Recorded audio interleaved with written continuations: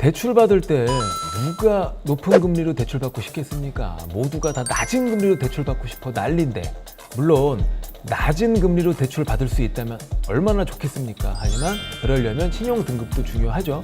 그렇기 때문에 신용 등급 같은 게 별로 좋지 않다. 그런 경우에도 낮은 금리로 대출 받을 수 있는 편법을 이 시간에 알려드리도록 할게요. 대출 서류를 보면은 이것저것 막 있잖아요. 어디에 체크를 하냐에 따라서 내가 되게 적은 금액의 이자만 내고도 대출을 받을 수 있었음에도 불구하고 몇백만 원이 넘는 이자를 부담하면서 대출을 받는 경우도 있어요. 정말 불가능한 방법이 아니에요. 불법? 아니에요. 근데 이게 되거든요. 가능하거든요. 저는 그래요.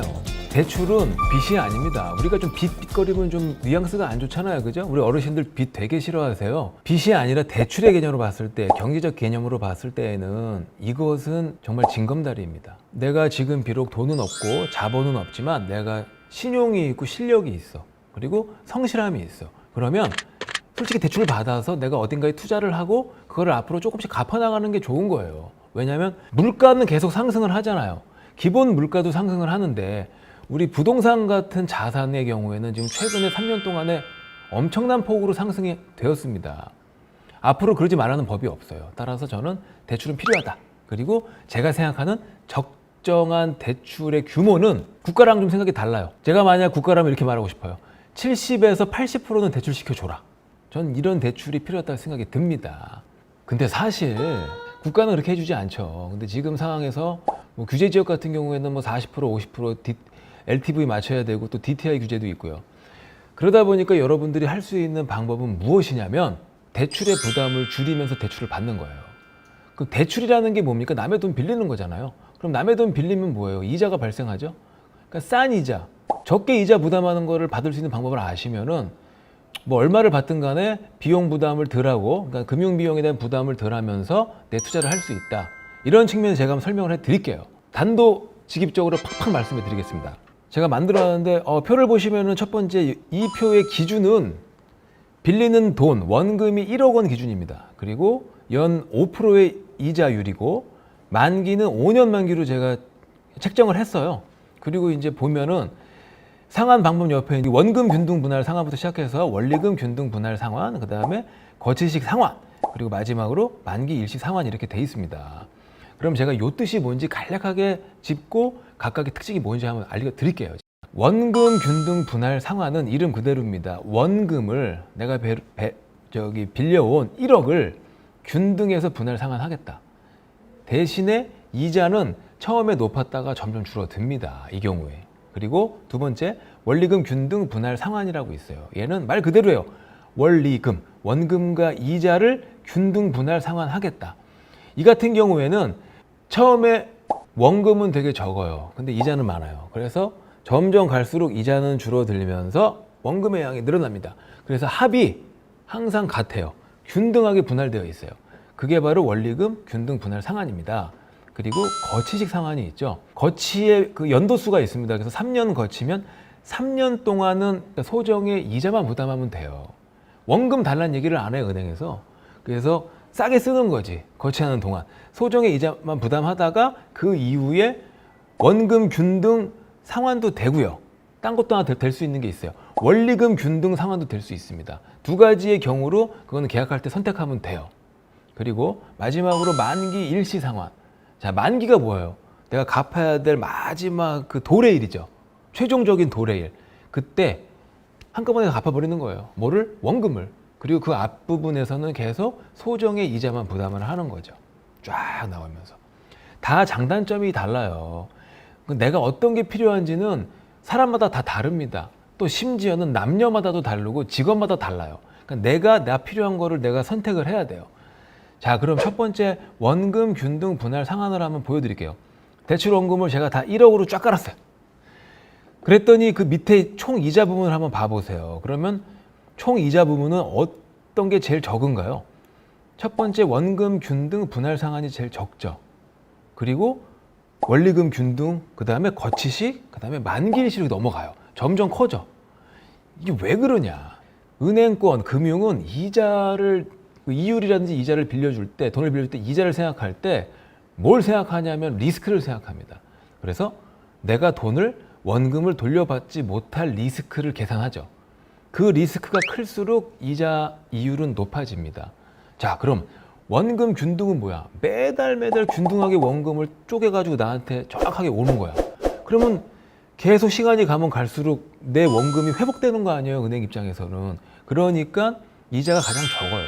리스크가 그나마 좀 안전하기 때문에.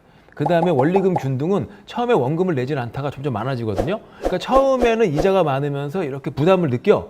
근데 점점 이렇게 하는데 얘는 어쨌거나 원리금 균등보다는 은행 입장에서 처음에 원금을 잘 회수를 못하기 때문에 하여튼 이자가 좀 더 비쌉니다. 높은 리스크라고 인식을 하고 있어요. 그리고 거치식 상환 같은 경우에는 3년 동안 이자만 내요. 3년이면 36개월이죠. 36개월 동안 원금 회수가 없는 거예요. 그럼 당연히 어떻게 생각해서 은행은? 야, 이거 조금 리스크 있다. 안 그래? 그리고 뭐 팀장 회의 하겠죠? 그래서 이자가 비쌉니다. 보시면은 2천만 원이 넘었죠? 2,020만 원? 만기 일시 상환은 뭐 맨 마지막에 원금 한 방에 뻥! 이게 5년 만기로 했으니까 5년 동안 은행이 원금 회수는 못 하는 거예요. 이자만 받고 있는 거지. 원금 날리면 어떻게 돼? 은행도. 비즈니스 잘못하는 거 아니에요. 그렇기 때문에 얘가 이자가 제일 세요. 보시면 표를 보시면 2,500만 원 딱 써 있잖아요. 야, 첫 번째 거랑 비교해 보세요. 원금 균등하고 만기 일시랑. 와, 이거 얼마 차이야? about 1,300만 원. 그죠? 대단한 차이입니다. 대단한 차이예요. 원금 균등으로 갔으면 이자 부담해야 될 이자에 더블 치는 거예요. 더블을 쳐서 갚아야 되는 거예요. 그러면 이게 재미난 게 있습니다. 왜 이렇게 이자 차이가 큰데 이러한 대출 방법이 존재할까요? 사람마다 다 달라요. 예를 들어 내가 잡이 좀 좋아. 잡이 좋아서 수입이 좋아요. 수입이 좋으니까 내가 이 원리금 균등 분할 상환하는 금액이 부담이 안 생기는 거지. 안 생기니까 매달 치면서 갚으면서 이 금액을 빌려 쓰는 거예요. 대신 이자는 제일 적죠. 그런데 반대로 한번 생각해 볼게요. 내가 잡이 좀 약해. 조금 사회 초년생이라 월급이 좀 딸려. 근데 내 머리는 좋거든. 난 똑똑해. 근데 법대 나왔어. 부동산 좀 알아. 투자하고 싶어. 그런 사람들이 바로 쓰는 게 3년 거치식 아니면 만기 상환입니다. 일시 상환. 왜냐하면 돈이 없으니까 처음에는 소정의 이자만 내면서 투자를 딱 해놓는 거야. 그러면 예를 들어 3년 거치잖아. 3년 뒤에 지금 3년 전부터 지금까지 집값 얼마나 떴어요? 거의 뭐 100% 뜬 데도 있죠. 이겁니다. 3년 동안에 내가 이자만 냈는데 내가 투자한 집이 뻥 떠버린 거야. 그래서 내가 부담할 이자 2천만 원 이거 2,500? 돈도 아니에요. 떠가지고 1억 넘게 떠버렸어요. 그럼 이거 해야 돼요, 말아야 돼요? 대답해 보세요. 해야 돼요. 거치 시간이 만기 일시 상환 해야 돼요. 근데 3년에 쓸 것 같으면 거치 상환 해도 돼요. 근데 3년 넘을 것 같으면 만기 일시 상환 가는 거예요. 내 선택이에요. 전 자신이 있어요. 전 제가 만약에 투자를 하라면 저 개인적으로는 돈을 갖고 있으면 돈을 돌릴 수가 있잖아. 거치 아니면 만기 일시로 가서 딱 해서 팔고 수익 내고 내가 다시 또 수익금을 이용해서 또 투자를 하고 싶어. 물론 요즘에 정부가 말하는 그런 어떤 약간 단기 투자 같은 경우에 약간 투기 세력으로 보잖아요. 그래서 그런 부분은 사실 조금 정부엔 미안해요. 하지만 여러분 내가 실거주하지 않는다고 해서 집 한 채에 투자를 해서 내가 돈을 벌었다. 그거 투기인가요? 내가 실거주하지 않았기 때문에? 그거는 좀 아닌 것 같습니다. 왜냐하면 우리는 자본주의 경제사회에 있잖아요. 그렇기 때문에 뭐 이 정도는 제가 봤을 때 투기가 아니라 투자라고 봐요. 자, 그러면 제가 여기 표를 한 번만 더 봐주세요. 보시면 대출 상환액이야 뭐 원금 더하기 총 이자니까 그 차이는 아시겠고, 자 1개월 납입금이 있습니다. 만약에 이렇게 빌렸을 때 처음엔 200만 원, 그러니까 원금 균등 분할 상환했으니 200만 원 정도를 부담하다가 원리금 균등 상환으로 가면 188만 원 정도를 부담을 해요. 좀 덜 부담하죠. 그리고 만기 일시 상환 같은 경우는 41만 6천 원 이자만 부담하면 돼요. 내가 버는 벌이가 적으면 조금 더 가능성 높은 곳에 투자를 하고 좋은 시기, 지금 솔직히 시기가 좋다 나쁘다 말씀을 제가 한번 드려볼까요? 과감하게? 저는 시기가 좋은 것 같아요. 왜? 부동산 값이 얼마나 뜰 것 같으면, 얼마나 뜰 상황이 조장될 확률이 높으면 이렇게 정부가 강하게 규제를 하겠습니까? 그죠? 그렇기 때문에 저는 상황이 좋은 것 같다. 그래서 이런 대출 방법을 이용해서 투자를 하셔라. 이렇게 말씀을 드리겠습니다. 네, 보시다시피 대출 상환 방식이 다양하죠. 한 4개 정도 보셨는데 뭐 이런 걸 떠나서 사실상 대출하는 금액이 많으면 상대적으로 당연히 내가 부담해야 될 이자 비용은 많아져요. 여러 것들을 이제 우리가 종합적으로 판단을 해서 낮은 금리, 그다음에 적당한 기간, 그리고 적당한 금액 취합을 해서 아주 좋은 투자처에 투자를 하신다면 상대적으로 덜한 이자 부담을 가지고 좋은 수익을 올릴 수 있지 않을까. 전 앤디는 그렇게 생각을 합니다.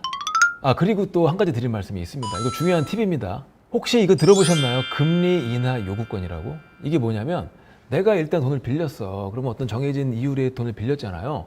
근데 빌려서 내가 갚아나가는 과정 중에 나의 상황이 좋아지고 나의 어떠한 나의 환경이 좋아지면 내가 기존의 금리를 인하시킬 요구를 할 수가 있습니다. 그러면 과연 그게 어떤 게 좋아지면 가능한가? 제가 말씀을 드릴게요.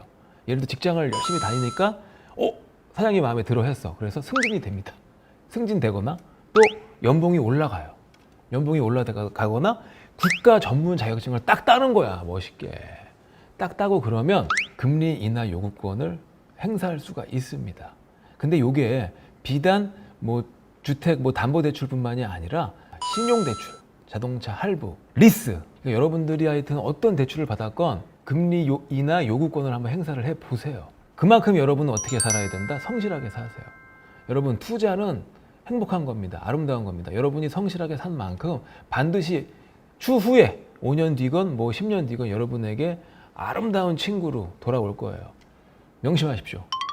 국가하고 사회가 자꾸 막 투기 세력으로 모는 경향도 없지 않아 있어요. 하지만 여러분 보고 계시지만 투자라는 개념으로 지금 남들 다 하고 있잖아요. 여러분도 꼭 하시고 큰 물건이 아니더라도 여러분에게 단돈 이자를 제외하고 단돈 1,000만 원이라도 남을 곳이 있으면 투자하십시오. 인생은 습관입니다. 내가 투자에 적은 금액에 성공을 하면 그 다음에 투자에 자신감이 생겨요. 그러다 보면 1,000만 원에서 5천 되고 5천이 1억 되고 1억이 10억 되는 거예요. 두려워하지 마시고 한번 행동으로 옮기시길 제가 부탁드리고요. 오늘 영상도 좋으셨다면 구독, 좋아요, 알람까지 부탁드리겠습니다.